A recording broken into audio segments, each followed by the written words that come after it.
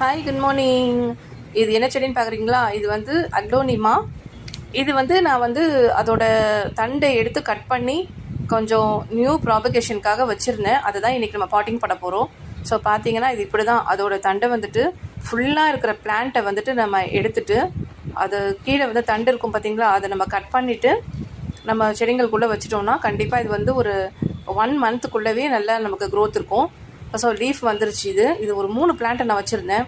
So வந்துட்டு அழகாக 2 plant நல்லாவே நான் எடுத்துட்டேன். மெதுவாகவே அழகாக எடுத்துட்டேன். அது வந்து அந்த தண்டோட அந்த லீஃபோட கரெக்டாக வந்துருச்சு.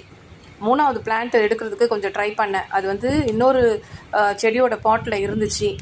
ஸோ அது எடுக்கும் போது என்ன ஆயிடுச்சுன்னா பார்த்தீங்கன்னா, அந்த தண்டோட வரவே இல்லை. அந்த லீஃப் மட்டும் கட் ஆகி வந்துருச்சு. ஸோ அதை ட்ரை பண்ணுறேன். நான் இது வரைக்கும் லீஃப் வச்சது கிடையாது. இப்படி தான் நான் வச்சுருக்கிறேன் நான். ஸோ இது 3த்தையுமே வந்து இன்றைக்கி பாட்டிங் பண்ணி வச்சுருக்கிறேன். ஸோ 2 கன்ஃபார்மாக நல்லபடியாக வந்துடும், நல்ல க்ரோத் இருக்கும்.